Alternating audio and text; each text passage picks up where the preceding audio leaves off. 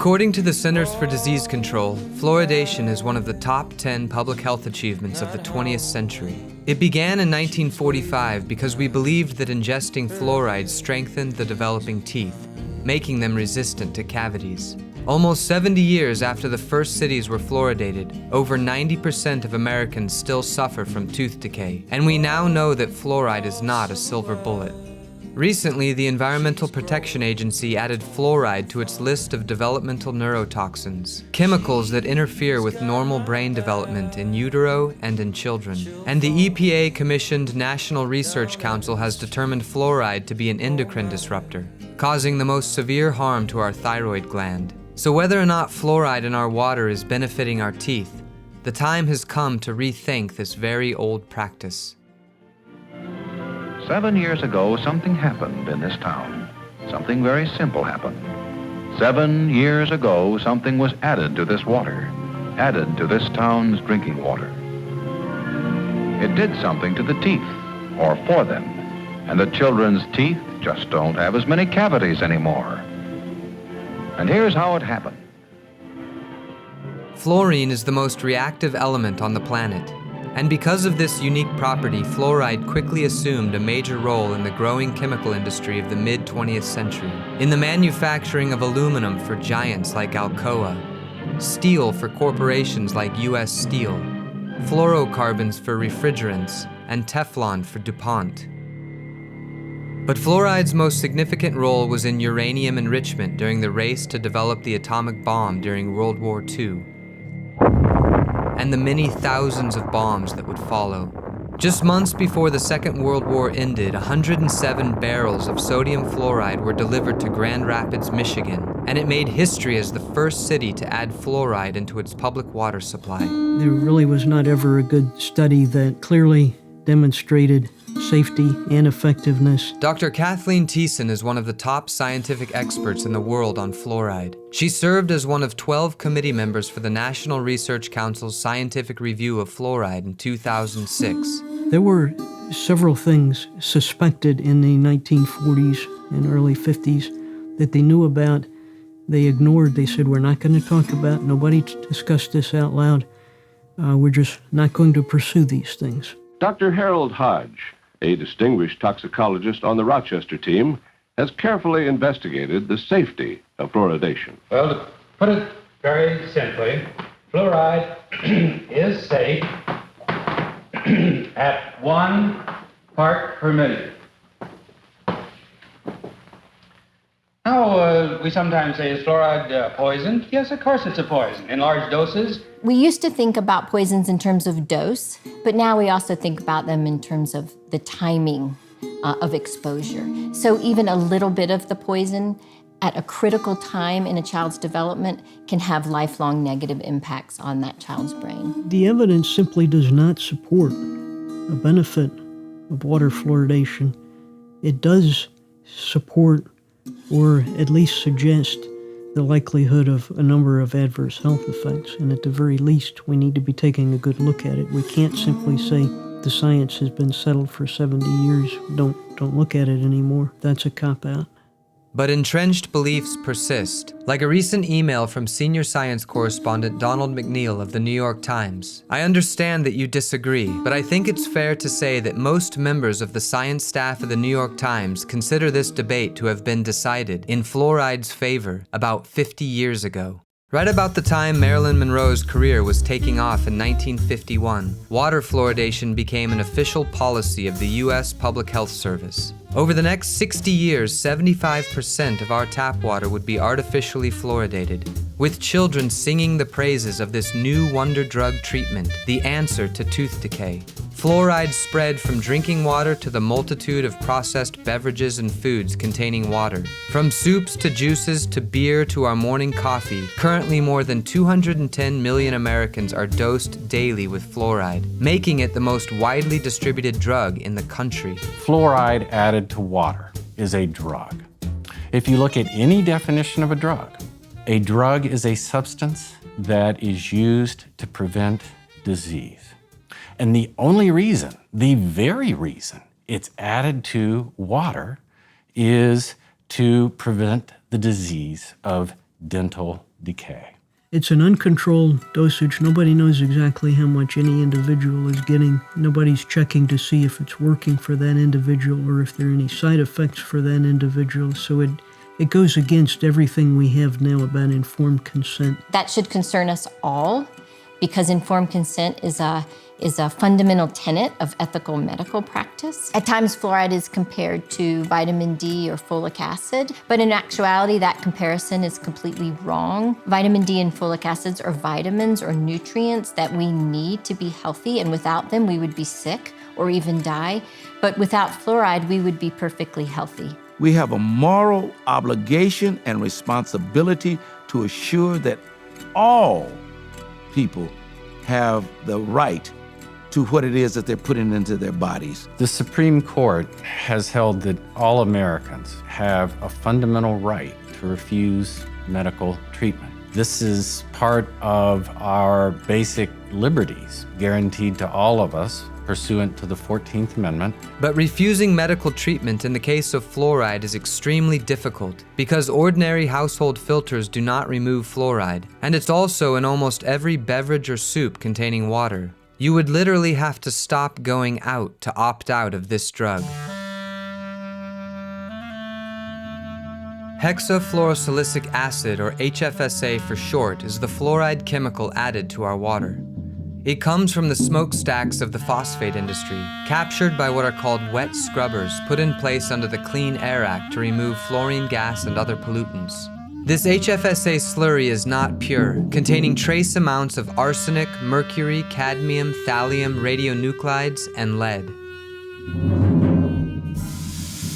An industrial waste byproduct turned public health benefit was welcomed by the EPA's Rebecca Hamner. In a letter from 1983, she wrote, "In regard to the use of fluosilicic acid as a source of fluoride for fluoridation, this agency regards such use as an ideal environmental solution to a long-standing problem. By recovering byproduct fluosilicic acid from fertilizer manufacturing, water and air pollution are minimized, and water utilities have a low-cost source of fluoride available to them." So why would we ever add a chemical that contains those neurotoxins as part of getting fluoride in the water, which is a neurotoxin in itself?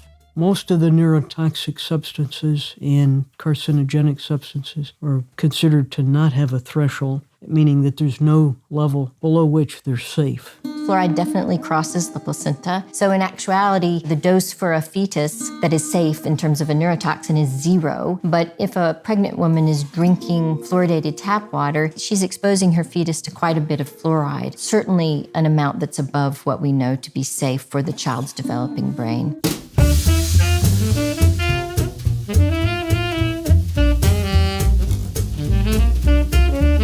We have a scarred history with chemicals and drugs once thought to be safe, like asbestos and Vioxx. And known toxins like lead were widely used in gasoline, paint, and water pipes. In 1925, we thought 100 parts per billion of lead was safe to drink. In '88, it was 50, then 15. Arsenic is the same. 50 parts per billion used to be safe, then a dramatic drop to 10. In 1962, the Department of Health and Human Services recommended a maximum of 1.2 milligrams of fluoride per liter of water, but in 2015 it dropped to 0.7, a 40% reduction in what was deemed safe for the last 55 years. The current EPA goal for arsenic and lead is 0. Will fluoride follow suit as we come to grips with recent science?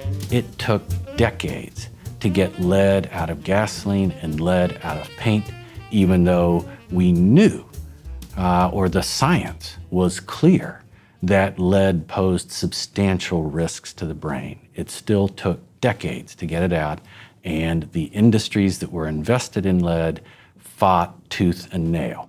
Based on modern science, most countries have discontinued or never begun water fluoridation.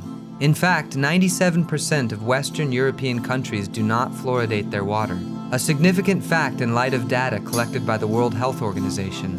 In the United States, there was a steady decline in tooth decay from the 1970s up to 2010, and credit is given to fluoridation. So what about non-fluoridated countries, represented here by NF? Curiously enough, country after country without fluoridation has the exact same reduction in tooth decay. So what does fluoride in our drinking water really do? We said in the NRC report that fluoride is an endocrine disruptor. It has an adverse effect on normal endocrine function. The normal function of the thyroid hormone doesn't happen, it's reduced. The thyroid is a small butterfly-shaped gland in the neck, regulating our weight, fertility, optimal brain development, and our energy levels. Currently, 1 in 8 US women will develop thyroid disease. And Synthroid, the drug used to treat hypothyroidism or low thyroid output, is the most commonly prescribed drug in the country, with 23 million Americans needing it to boost thyroid function. A study from the British Medical Journal in 2015 shows that patients in fluoridated communities are nearly twice as likely to have hypothyroidism, supporting the link between drinking fluoride and harm to our endocrine systems. So if you were a woman who had thyroid disease, you wouldn't want to be ingesting fluoride. But if you have fluoridated tap water, you would not be able to avoid that unless you bought bottled water or made a conscious decision to never drink your tap water. The recent Iowa study, funded by the National Institutes of Health and Centers for Disease Control, is the largest study ever done in the US to measure the amount of fluoride children ingest. From this study, we know that children are being massively overdosed with fluoride. The study documented that 100% of infants who are fed formula made with fluoridated tap water receive more than the recommended dose of fluoride, with some infants receiving 100 times this level. 30% of 1-year-old children and 47% of 2- and 3-year-olds ingest more than the recommended dose of fluoride on a daily basis. The Iowa study verifies that it is impossible to regulate fluoride dosage through the public water supply. And it shows beyond doubt that excessive amounts of a known neurotoxin are being given to our children every single day. The accuracy of this study is borne out in your own children's teeth. According to the CDC's latest data, 41% of children in the US have dental fluorosis. African American children are disproportionately affected, with 58% having dental fluorosis, as compared to only 36% of Caucasian children. Dental fluorosis is a white or brown mottling in the enamel of our permanent teeth, and it is outward proof of excessive fluoride ingestion during tooth development. It's an important marker because it tells us that we are overdosing our children with a drug that has significant toxic side effects. And just in the age group of 12 to 15 years old, nearly 22 million children have dental fluorosis in the United States. Bill Moss, former head of the oral division of the CDC and current spokesperson for the Campaign for Dental Health, frequently refers to fluorosis as simply cosmetic, perhaps even attractive. It's important to understand that community water fluoridation is effective. Approximately 25% reduction in tooth decay. It's safe. On that, I'm not going to give you any percentage because it is absolutely safe. Would you expect the incidence of fluorosis to increase in our community? Yes. Yes, I would expect you would have more children with white flecks on their teeth. I would expect that when you looked at those children, you would think that their teeth were very attractive. I would think you would find your children would have less tooth decay. I don't think people will complain about having more children have very mild fluorosis. There seems to be a huge institutional reluctance to accept that we live in a different world now and that we know a great deal more about fluoride and its risks now than the world of 1950. A landmark study from Harvard just out in 2015 shows that dental fluorosis in a child correlates directly with a lower IQ. Their results showed that moderate and severe fluorosis was significantly associated with deficits in digit span scores. Similar to mercury, lead, and flame retardants, fluoride exposure impacts a child's short-term and working memory.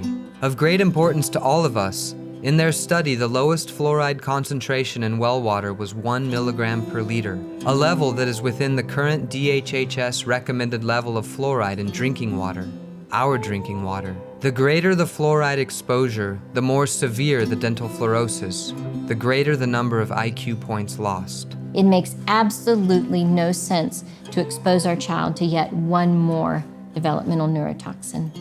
And I think any mother, if you ask them, Would you want your child exposed to any amount of lead or any amount of mercury? The mother would say, absolutely not. But yet we give fluoride to our children every day, knowingly and intentionally. That makes no medical sense.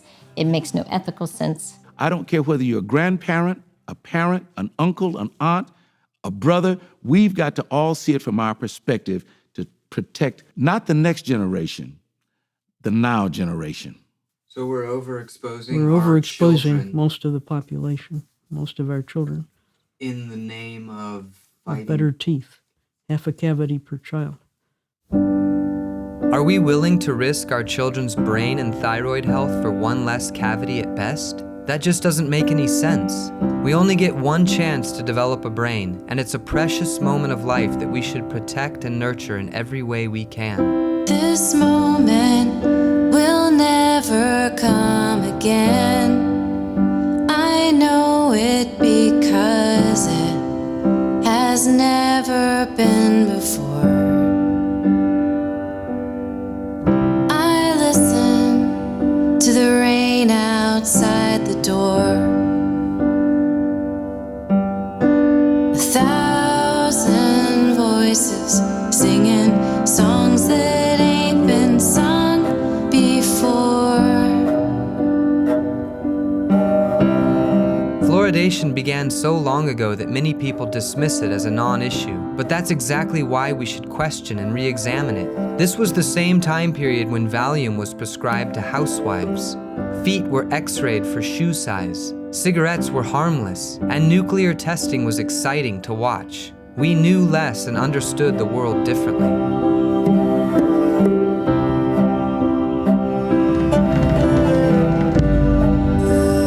Here we are now, soon it will be there. Here we are now, soon it will be there. Here we are now. The March 2015 cover story of National Geographic entitled The War on Science puts people who question fluoridation together with climate change deniers and those who believe the moon landing was faked. Author Joel Achenbach labels people opposed to fluoride as crazy conspiracy theorists, referencing this scene from the 1960s film Dr. Strangelove, as if it provides proof for his dismissal of the issue. Do you realize that fluoridation is the most monstrously conceived and dangerous communist plot we have ever had to face?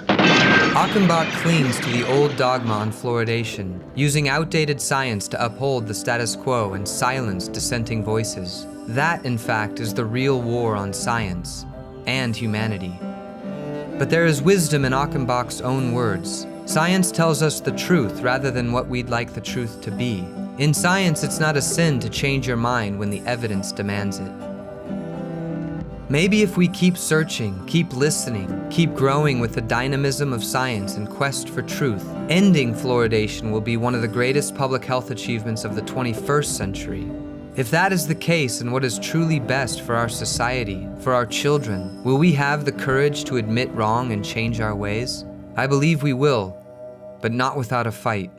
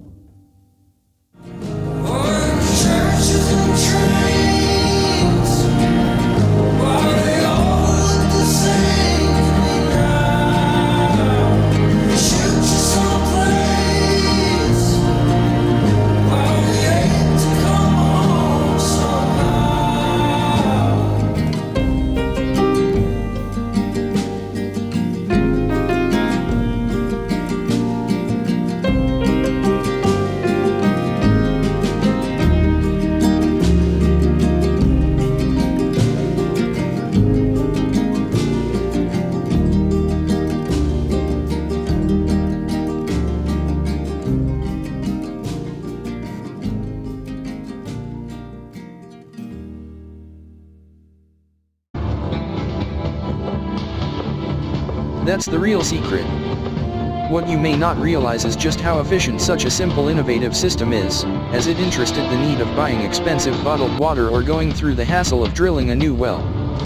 And thanks to this breakthrough technology, you can now literally drink from the enormous lakes in the air.